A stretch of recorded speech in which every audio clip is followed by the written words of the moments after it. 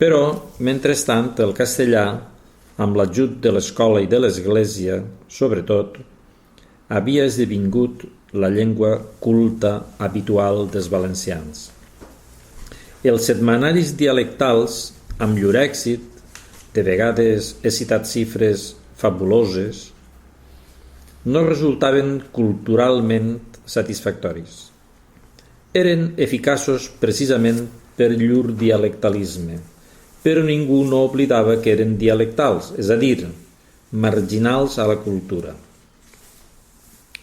D'altra banda, la Renaixença, arcaïtzant i conservadora, regimental en bona part, no arribava al poble, ni tan sols no obtenia audiència entre la burgesia de la capital. Enmig de totes dues posicions lingüístiques, un gran camp d'acció quedava obert al castellà. Però València, al mateix temps, era una modesta capital de província que no podia sostenir, tot i la seva esperançadora amabilitat econòmica, un estament intel·lectual seriós.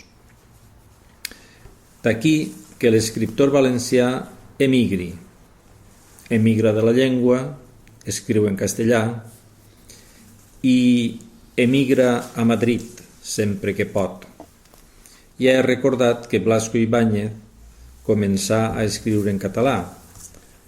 Hagué d'optar per l'altra llengua, perquè en la del país no se li obrien sinó possibilitats ben migrades. Azorín emigra Gabriel Miró. L'ambient valencià no permet el literat professional, ni tan sols en una mesura mínima. No el permet en català, per falta de base social. La Renaixença valenciana es esquifida y trista. Si oyen ustedes decir por ahí que la literatura lemosina ha renacido, no lo crean, escriu Azorín en un pamflet, Buscapiés, del 1894.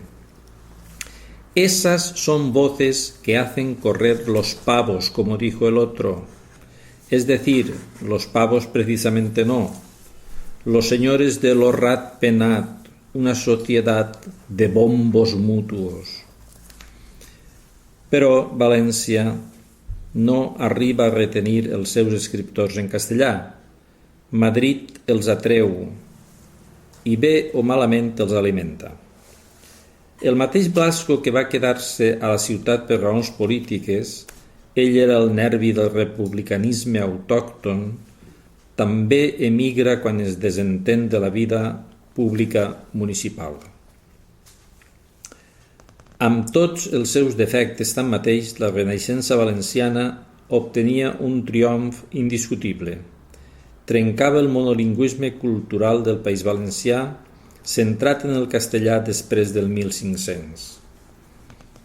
Malgrat la seva timidesa política i malgrat la seva inèpcia per guanyar-se a la societat, els poetes jocs floralistes del XIX reintroduïen el català en els migrats costums literaris dels valencians.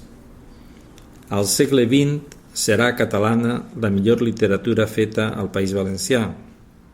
Això, parlant en termes absoluts, potser no vol dir res. Vol dir simplement que la literatura en castellà que s'hi feia era pitjor. Els pocs escriptors indígenes que valien i que s'adaptaren al castellà donen l'obra pròpia fora del petit món cultural valencià.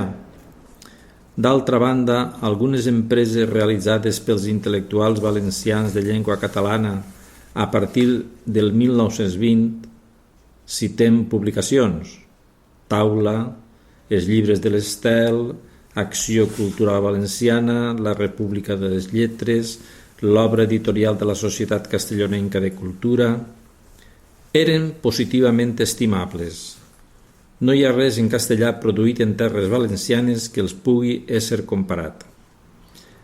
Al costat d'això, l'erudició d'expressió bilingüe, però, és clar, projectada sobre els homes i els fets de la història del país, era l'altra branca ferma de la cultura local. Els intel·lectuals castellanitzats hi feien a l'altre cantó un paper cada cop més desfibrat i provincià. Però hi eren. La indecisió perdurava, per tant.